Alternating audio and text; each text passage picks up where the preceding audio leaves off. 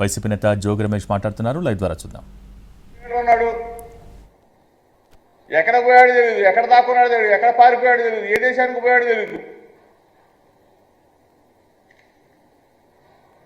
ఇది మీ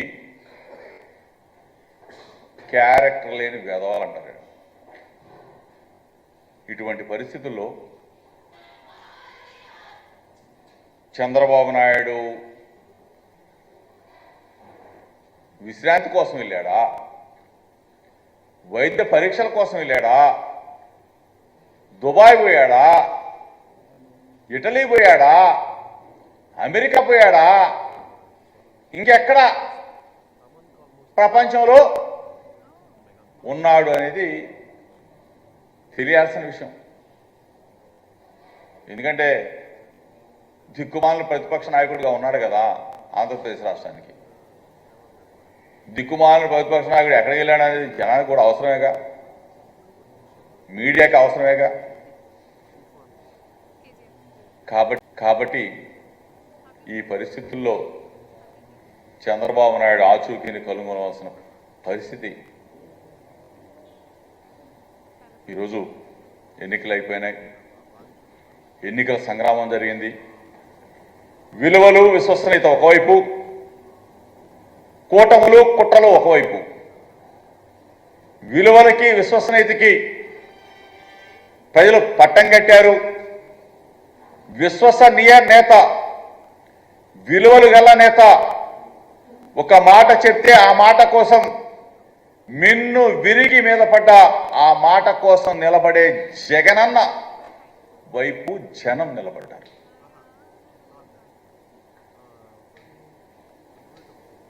కూటమి కుట్రలు, ఏ కూటమితో ఎవడు దతకడతాడో తెలీదు, ఏ కూటమితో ఎవడో పొత్తులు పెట్టుకుంటాడో తెలీదు. 2014లో ఇదే కూటమి అధికారంలోకి వచ్చింది. ఇదే కూటమి పొడుచుకున్నారు, కొట్టుకున్నారు, తిట్టుకున్నారు, గొప్ప కూలిపోయారు. మరలా ఇదే కూటమి, ఇదే తంతు 2024 ఎన్నికల్లో 3 పార్టీలు మళ్ళీ కూటమిగా కలిసినాయి. అప్పుడు ఎందుకు కలిశారో తెలీదు, అప్పుడు ఎందుకు అధికారంలోకి వచ్చారు. తర్వాత కొట్టుకున్నారు, తిట్టుకున్నారు, విడిపోయారు. మరి అగైన్ మళ్ళీ ఇదే ముగ్గురు కూటమి పేరుతో కుట్రలు చేయడానికి బయలుదేరారు. ఈ కూటమిని, విలువలు లేని కూటమిని, విశ్వసనీయత లేని కూటమిని, ఒక మాట చెప్తే ఆ మాట నిలబెట్టుకోలేని కూటమిని ప్రజలు తరిమైపోతా ఉన్నారు. జూన్ 4వ తారీఖున ఆ కూటమికి సమాధి చేయబోతా ఉన్నారు. ఈ పరిస్థితుల్లో ఆ కూటమి అధినేత పారిపోయాడు. ఆ కూటమి దత్తపుత్రుడు ఏమయ్యాడో తెలియదు. ఆ కూటమిని మోసిన జాతీయ పార్టీ అడ్రస్ గల్లంతు కాబోతాం. ఈ పరిస్థితుల్లో మరలా అగైన్ జగన్మోహన్ రెడ్డి గారు బ్రహ్మాండమైన భారీ మెజార్టీతో అధికారాన్ని చేపట్టబోతా ఉన్నాడనేది స్పష్టంగా అన్ని సర్వే సంస్థలన్నీ, జాతీయ సర్వే సంస్థలు మొత్తం ఏకతాటి మీద వైఎస్ఆర్ కాంగ్రెస్ పార్టీ ప్రభంజనం ఆంధ్రప్రదేశ్ రాష్ట్రంలో వీయబోతా ఉంది. మరలా జగన్మోహన్ రెడ్డి గారు ముఖ్యమంత్రి కాబోతా ఉన్నాడని చెప్పేసి స్పష్టంగా చెప్తున్న ఈ పరిస్థితులు మనం చూసాం. ఈ పరిస్థితుల్లో ఎన్నికల్లో కుట్రలు పన్నారు, కుతంత్రాలు చేశారు. ఎలక్షన్ కమిషన్ కొంతమంది ఎస్పీలను మార్చారు, కొంతమంది కలెక్టర్లను మార్చారు. మార్చిన చోటే గొడవలు జరిగినాయి. ఆ గొడవలు జరిగిన దగ్గర మళ్ళీ అధికారులను సస్పెండ్ చేశారు. అంటే పరిపాలన సక్రమంగా చేసే ఎస్పీలని, కలెక్టర్లని కావాలని కుట్రపూర్వకంగా మారిస్తే మరలా అదే ప్రాంతంలో గొడవలు జరిగినాయి. మరలా అదే అధికారులని సస్పెండ్ చేశారు. అంటే నిబద్ధతలను గాలికి వదిలేశారు. వ్యవస్థల్ని వాడుకున్నారు. వ్యవస్థల్ని బస్టు పట్టించడంలో చంద్రబాబు నాయుడు అంత దుర్మార్గుడు, బస్టు పట్టించాడు. అయినా సరే ప్రజాస్వామ్య బద్ధంగా జరిగే ఎన్నికల్లో ప్రజాస్వామ్యయుతంగా వైఎస్ఆర్ కాంగ్రెస్ పార్టీ నిలబడ్డాం. ప్రజల ఆశీస్సులతో గెలవబోతా ఉన్నాం. నమ్మకం మా మీద ఉంచారు, నమ్మకం మా లీడర్ మీద ఉంచారు, మా జగనన్న మీద ఉంచారు జనం. ఎన్ని కుట్రలు పనినా, ఎన్ని విధ్వంసాలు సృష్టించినా, శాంతి భద్రతల్ని విఘాతం కలిగించే విధంగా ప్రవర్తించిన తెలుగుదేశం పార్టీ, జనసేన పార్టీ ఎన్ని దుర్మార్గాలు చేసినా సరే ప్రజాస్వామ్యంలో గెలవబోతా ఉన్నాం. ఈరోజు మా మీద, మా పార్టీ లీడర్ల మీద, ఆఖరికి నా మీద కూడా, మంత్రుల మీద కూడా 302లు 307లు ఎస్సీ ఎస్టీ యాక్ట్లు పెట్టినా సరే ధైర్యంగా ప్రజాక్షేత్రంలో నిలబడ్డాం, గెలవబోతా ఉన్నాం. వైఎస్ఆర్ కాంగ్రెస్ పార్టీ జెండా రేపరేపలాడబోతా ఉంది. జూన్ 4వ తారీఖున వైఎస్ఆర్ కాంగ్రెస్ పార్టీ శ్రేణులన్నీ కూడా సంబరాలకు సిద్ధం కమ్మని చెప్పేసి మీ ద్వారా కూడా పిలుపునిస్తా ఉన్నాం. పెనమలూరులో బ్రహ్మాండమైన మెజార్టీతో గెలవబోతా ఉన్నాం. ఎందుకంటే ప్రజలు నమ్మారు, జగనన్నని దీవించారు, జగనన్నని మెచ్చుకో.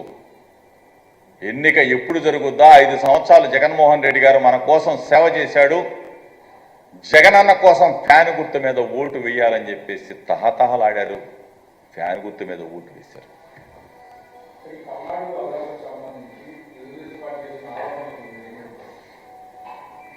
పల్నాడులో శాంతి భద్రతల్ని, ప్రజాస్వామ్యాన్ని కూనీ చేసింది తెలుగుదేశం పార్టీ.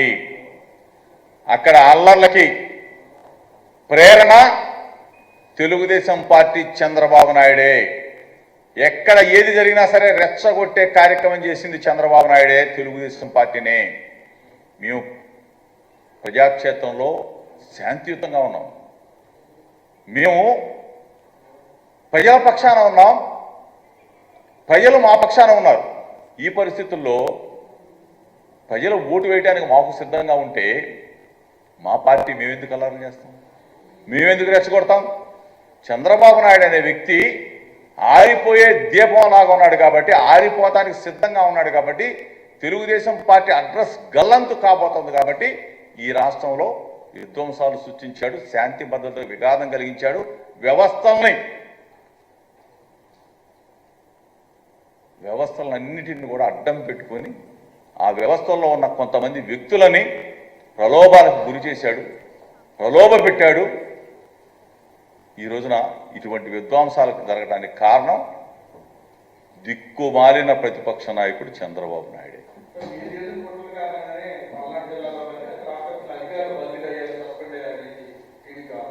అసలు మేము కుట్రలు చేయాల్సిన అవసరం మాకేముంటుంది? అధికారులు ఉన్నారు, ఎలక్షన్ కమిషన్ వచ్చింది, ఆ ఎలక్షన్ కమిషన్కి తెలుగుదేశం పార్టీ ఆ పురంధరేశ్వర కొంతమంది అధికారుల మీద రిపోర్ట్ ఇచ్చారు. దాని ఆధారంగా ఆ జిల్లాల్లో ఉన్న అధికారులను మార్చారు.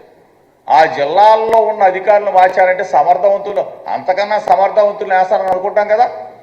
మరి అక్కడే అల్లరి జరిగింది, అక్కడే ఇబ్బంది పెట్టారు, మళ్ళీ ఆ అధికారులనే సస్పెండ్ చేశారు. అంటే ఉన్న అధికారులు సమర్థవంతులైతే ఆ సమర్థవంతమైన అధికారులను తీసేసి అక్కడే మళ్ళీ కొంతమంది అధికారులు వేసి అక్కడే ఆయన సస్పెండ్ చేశారంటే వ్యవస్థను ఏ విధంగా మేనేజ్ చేశారు, వ్యవస్థను ఏ విధంగా వాడుకున్నారు, అల్లాలకు ఏ విధంగా పాల్పడ్డారు? ఇది చంద్రబాబు నాయుడు నైజం. వ్యవస్థల్ని రొస్టు పట్టిస్తాడు చంద్రబాబు నాయుడు.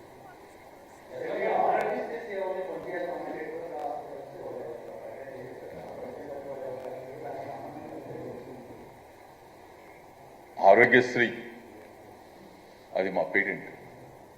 డాక్టర్ వైఎస్ రాజశేఖర్ అంతకుముందు చంద్రబాబు నాయుడు వదిలేసి వెళ్ళిపోయిన 1800 బకాయిలనే మా ప్రభుత్వం మా జగనన్న మేము మరలా 1800 కోట్ల రూపాయలు బకాయిలు కట్టి ఆరోగ్యశ్రీని మరలా గాడిలో పెట్టి ఈరోజు ఆరోగ్యశ్రీ మరలా రేపు మేము రాబోతా ఉన్నాం కదా. జగనన్న మరలా ముఖ్యమంత్రి కాబోతా ఉన్నాడు. ఏ బకాయిలు ఉన్నా కానీ తీర్చేస్తాం, ఆరోగ్యశ్రీని గాడిలో పెడతాం, ప్రజల ప్రాణాలను రక్షిస్తాం. చంద్రబాబు నాయుడు కనపడబోదు, ఇద్దరిని అడగాల. రేపు ఏం చెప్తారో చూడాలి ఇద్దరు. రైటు లెఫ్ట్ ఏం చెప్తారో ఈ రామోజీరావు గారు, ఈ రాధాకృష్ణ గారు. ముందు వీళ్ళిద్దరికి ఇబ్బంది.